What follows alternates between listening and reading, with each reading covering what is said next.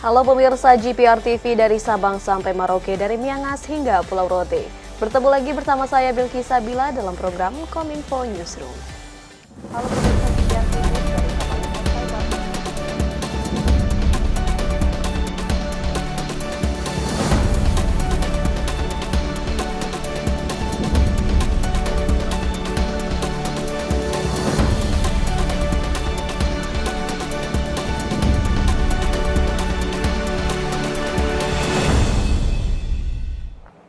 Inilah Kominfo Newsroom selengkapnya. Pemirsa, Presiden Republik Indonesia Joko Widodo meninjau langsung pembangunan pelabuhan Tanjung Ular Bangka Belitung yang telah berjalan 99%. Melalui pelabuhan ini diharapkan mampu untuk mendukung mobilitas barang, utamanya CPO dan juga timah. Presiden Republik Indonesia Joko Widodo meninjau langsung progres pembangunan pelabuhan Tanjung Ular di Kabupaten Bangka Barat, Kepulauan Bangka Belitung pada Kamis 20 Oktober 2022. Presiden berharap dengan kehadiran pelabuhan ini dapat melancarkan mobilitas barang yang dihasilkan akan meningkat, sehingga dapat meningkatkan daya saing daerah setempat. Kepala Negara menyampaikan bahwa progres pembangunan Tanjung Ular saat ini telah 99% rampung. Selain itu, Bapak Presiden menyampaikan pada tahap awal ini akan dilakukan oleh Kementerian Perhubungan sebelum diserahkan kepada pemerintah daerah. Dan kita harapkan dengan pelabuhan Tanjung Ular ini nanti mobilitas barang, utamanya CPO, utamanya timah bisa melalui pelabuhan Tanjung Ular ini sehingga ada daya saing yang baik bagi produk-produk baik yang berasal dari Kabupaten Bangka Barat maupun Provinsi Bangka Belitung. Karena saya itu. Di tengah ketidakpastian ekonomi dunia dan meningkatnya ketegangan geopolitik, pemerintah terus bersiap dalam menghadapi segala kemungkinan termasuk krisis pangan.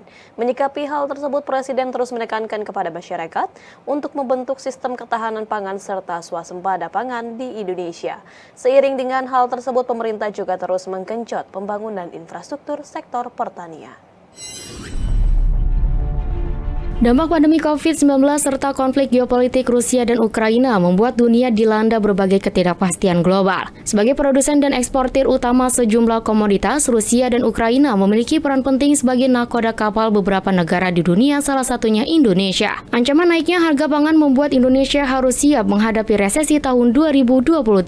Untuk mengatasi hal tersebut, pemerintah telah menyiapkan strategi dan langkah antisipasi dengan menekan ekstensifikasi dan intensifikasi lahan, pembentukan ekosistem pangan alternatif salah satunya yakni pengembangan sorghum di Indonesia. Muldoko selaku Kepala Staf Kepresidenan Republik Indonesia mengungkapkan, demi menjaga ketahanan pangan Indonesia, Presiden terus menekankan kepada masyarakat untuk menanam apa saja dalam mewujudkan swasembada pangan di Indonesia. Pemerintah telah membangun berbagai infrastruktur dalam sektor pertanian meliputi pembangunan 35 unit bendungan, 10.035 hektar daerah irigasi, rehabilitasi terhadap 142.615 hektar jaringan irigasi, pembangunan 21 embung, penyediaan 2,86 meter kubik per detik air baku, dan pembangunan 157 km pengendali banjir dan pengaman pantai. Sampai saat ini, Muldoko juga menyampaikan bahwa swasembada pangan Indonesia mengalami surplus hingga 10 juta ton, sehingga Indonesia tidak mengalami kekurangan pangan terutama dalam 3 tahun terakhir ini. Bagaimana upaya pemerintah di dalam menghadapi krisis pangan ini? Presiden dalam setiap kesempatan menekankan arti pentingnya semua masyarakat Indonesia memahami situasi itu untuk menanam apa saja agar kita terhindar dari krisis itu. Langkah-langkah yang dilakukan oleh pemerintah sangat jitu dalam menghadapi apa itu mewujudkan swasembada pangan. Ada indikasi-indikasi yang sangat jelas bagaimana pemerintah telah membangun berbagai infrastruktur di sektor pangan ini. Ya, nah, ini data-data ini saya penting terus sampaikan ya. Infrastruktur untuk menunjang sektor pertanian, pemerintah membangun 35 unit bendungan, pembangunan 10.035 hektar daerah irigasi, rehabilitasi terhadap 142.615 hektar jaringan irigasi, pembangunan 21 embung, penyediaan 2,86 meter kubik per detik air baku dan pembangunan 157 km pengendali banjir dan pengamanan pantai. Ini kenapa kita dalam 3 tahun terakhir ini relatif surplus dalam swasembada pangan. Karena pemerintah telah menyiapkan segalanya, mengantisipasi atas situasi yang terjadi. Begitu situasi terjadi dan tidak menguntungkan, kita sudah siap pada posisi itu. Alhamdulillah kita tidak kekurangan pangan sampai dengan saat ini, dan kita masih punya surplus swasembada pangan kurang lebih 10 juta ton dalam 3 tahun terakhir ini. Sementara itu pemirsa, Menteri Kesehatan Budi Gunadi Sadikin dalam paparan laporan capaian kinerja 2022 pemerintahan Presiden Joko Widodo Ma'ruf Amin menyatakan bahwa strategi penanganan COVID-19 Indonesia dinilai sangat baik. Keberhasilan Indonesia dalam menangani pandemi diakui dunia sebagai pencapaian yang baik. Melalui strategi pemerataan vaksinasi, masyarakat Indonesia dinilai mampu memiliki imunitas yang baik guna menghadapi virus COVID-19. Pandemi COVID-19 memaksa Indonesia membenahi diri dan segera menciptakan ekosistem kesehatan yang mumpuni, mulai dari alat kesehatan, kemandirian vaksin, hingga perbaikan pelayanan. Menteri Kesehatan Republik Indonesia Budi Gunadi Sadikin dalam paparan laporan capaian kinerja 2022 pemerintah Presiden Joko Widodo Ma'ruf Amin mengatakan, harapan baru muncul seiring melandainya angka penyebaran COVID-19. Ia memaparkan jika sebelumnya kasus COVID-19 hampir mencapai 600.000 per hari, kini mengalami penurunan menjadi di bawah 2.000 per hari. Pasien yang dirawat di rumah sakit yang sebelumnya 100.000 orang saat ini 3.100 orang, dan untuk kasus meninggal sudah menurun menjadi 17 hingga 19 orang per harinya, dari yang sebelumnya yakni 1.800 per harinya. Ia pun menilai hal ini merupakan capaian yang baik di masa pandemi dan seluruh dunia mengakui bahwa capaian ini yang paling baik khususnya di gelombang Omikron BA4 dan BA5. Keberhasilan Indonesia dalam menangani pandemi diikuti dengan kebijakan vaksinasi yang sangat baik.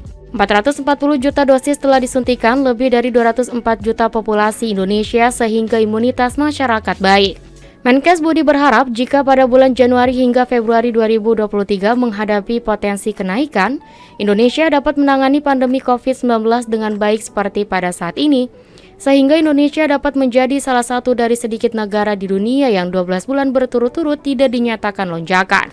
Ia menambahkan kolaborasi masyarakat dalam disiplin prokes seperti jaga jarak dan cuci tangan, dan segera booster sangat diperlukan untuk menentukan keberhasilan penanganan pandemi di Indonesia. Jadi artinya apa? Artinya adalah memang Indonesia sudah berhasil menangani pandemi dengan relatif lebih baik. Angka-angka yang menunjukkan demikian, terutama di bulan Juli Agustus ini. Masih ada tantangan karena varian baru masih akan tumbuh. Tapi kita beruntung karena vaksinasi kita sangat baik. Sekarang sudah 440 juta dosis disuntikan lebih dari 204 juta populasi kita. Sehingga imunitas dari masyarakat kita baik, dan yang kedua juga protokol kesehatan kita relatif lebih konservatif. Ya, Bapak Presiden dulu pernah nyuruh agar memakai masker, sampai sekarang masyarakat masih terbiasa memakai masker. Negara-negara lain kan sudah pede sekali untuk membuka maskernya, dan itu sebabnya kenapa terjadi kayak di Singapura sekarang yang naiknya cukup tinggi. Melalui siaran pers yang disampaikan oleh juru bicara pemerintah untuk presidensi G20 Indonesia, Maudy Ayunda menegaskan, pemerintah Indonesia terus mendorong anggota presidensi G20 untuk menyatukan komitmen dalam memecahkan tantangan ekonomi global pada pertemuan Menteri Keuangan dan Gubernur Bank Sentral di Washington DC pada 12 hingga 13 Oktober lalu. Juru bicara pemerintah untuk presidensi G20 Indonesia, Maudy Ayunda mengatakan bahwa anggota presidensi G20 berkomitmen memecahkan tantangan ekonomi global pada pertemuan Menteri Keuangan dan Gubernur Bank Sentral di Washington DC pada 12 hingga 13 Oktober lalu. Maudy Ayunda mengatakan bahwa dalam kondisi ekonomi global yang kompleks ini menyebabkan semua negara tidak bisa hanya mengandalkan satu instrumen kebijakan saja. Diperlukan keseimbangan antara pemulihan ekonomi dan upaya menjaga stabilitas juga untuk mengurangi efek pandemi COVID-19. Nah, kondisi ekonomi global yang kompleks ini menyebabkan semua negara tidak bisa hanya mengandalkan satu instrumen kebijakan saja. Diperlukan keseimbangan antara pemulihan ekonomi dan upaya menjaga stabilitas juga untuk mengurangi efek yang ditimbulkan akibat pandemi COVID-19. Salah satu upaya Indonesia sebagai presidensi G20 tahun 2022 terhadap masalah tersebut dibahas dalam pertemuan Menteri Keuangan dan Gubernur Bank Sentral G20 di Washington DC. Pertemuan itu merupakan lanjutan dari serangkaian agenda G20 yang membahas sektor keuangan. Terdapat 6 isu yang dibahas dalam pertemuan tersebut, yakni ekonomi global, arsitektur keuangan internasional, peraturan sektor keuangan, investasi infrastruktur, keuangan berkelanjutan, dan perpajakan berkelanjutan.